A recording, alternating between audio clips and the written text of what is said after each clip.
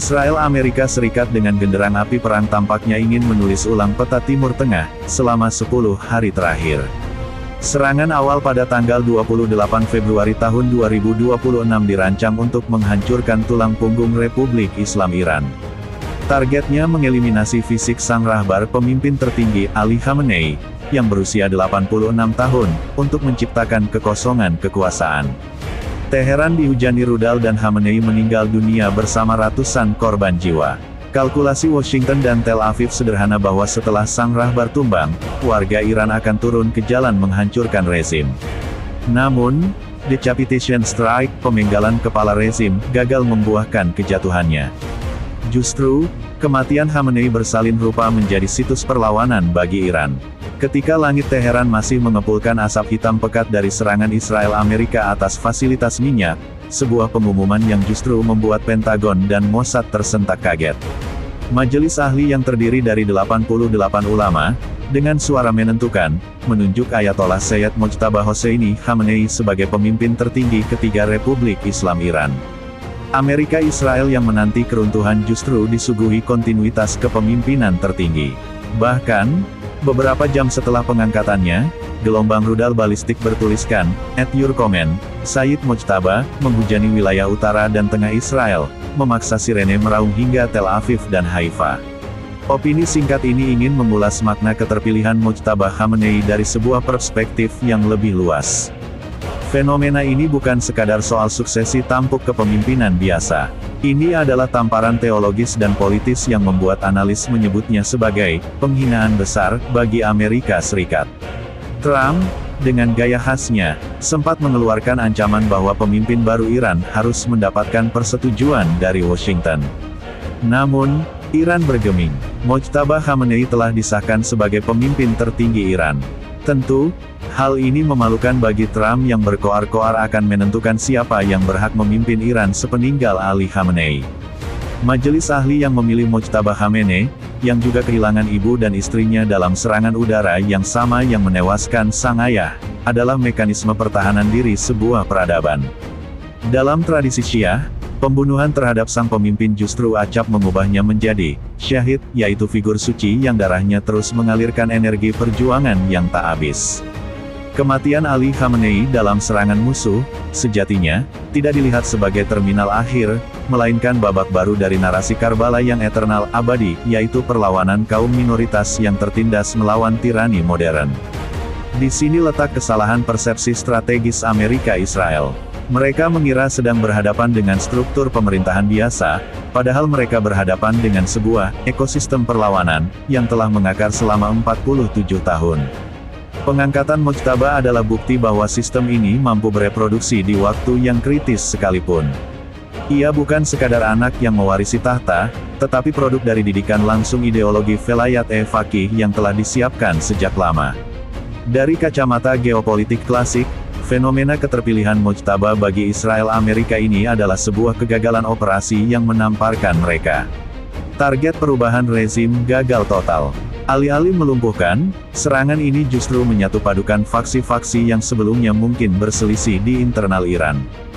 Bahkan, para pengkritik kebijakan Khamenei, era ayahnya, dalam situasi perang terbuka, cenderung untuk rally around the flag berkumpul membela bendera.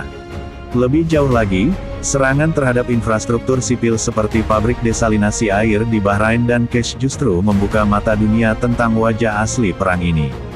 Ketika ribuan warga sipil Iran meregang nyawa dan jutaan lainnya harus mengungsi karena serangan balasan, retorika pembebasan yang digembar-gemborkan Amerika menjadi kehilangan maknanya. Seorang warga Teheran yang awalnya mendukung perang, kini menyesal karena krisis bahan bakar melumpuhkan hidupnya. Perlawanan tidak lahir dari doktrin militer, tetapi dari penderitaan kolektif yang dirasakan langsung oleh rakyat. Singkatnya, pengangkatan Mojtaba Khamenei telah mengirimkan sinyal yang tidak bisa ditawar, yaitu Teheran tidak melihat ruang untuk kompromi. Ini adalah pilihan sadar bagi Iran untuk konfrontasi total. Namun, pertanyaan besarnya bukan hanya soal siapa yang memimpin, tetapi sejauh mana patriotisme bawah tanah ini bisa bertahan.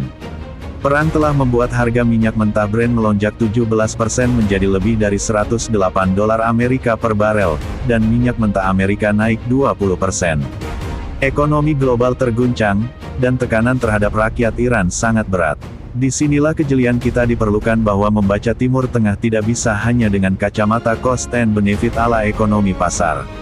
Ada dimensi sakral yang acap luput dari analisis intelijen modern.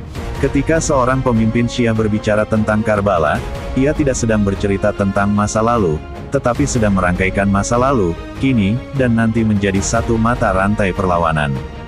Kepemimpinan Mojtaba mungkin akan ditandai dengan perluasan peran IRGC, kontrol domestik yang lebih ketat, dan militerisasi penuh negara.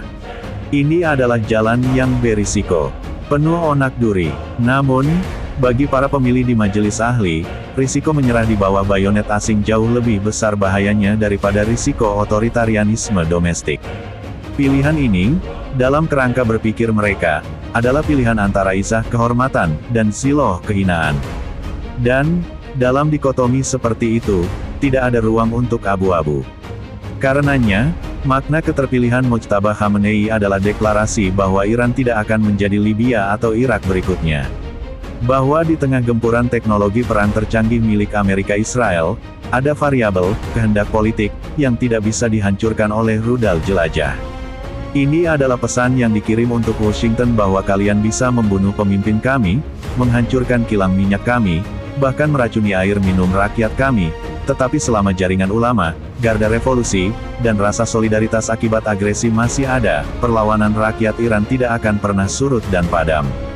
Perang ini, jika berlarut, bukan hanya akan menguji ketahanan rudal Iran atau kehebatan jet tempur Israel Amerika, tetapi juga akan membuktikan sebuah hipotesis lama, yaitu bahwa kekuasaan yang lahir dari perlawanan terhadap agresi asing acap memiliki legitimasi yang lebih kokoh daripada kekuasaan yang dipaksakan melalui izin dari Washington.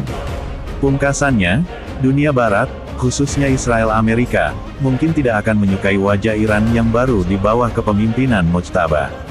Namun, dunia harus menerima kenyataan bahwa poros perlawanan telah menemukan napas barunya. Atas nama darah yang telah tumpah, Teheran seolah berkata, kami akan memperjuangkan tanah air kami meski nyawa taruhannya. Di bawah komando Mojtaba Khamenei Iran akan terus melawan. Seperti neraka, Iran akhirnya memiliki pemimpin baru setelah Ali Khamenei wafat akibat serangan Israel dan Amerika. Sosok tersebut adalah Mojtaba Khamenei.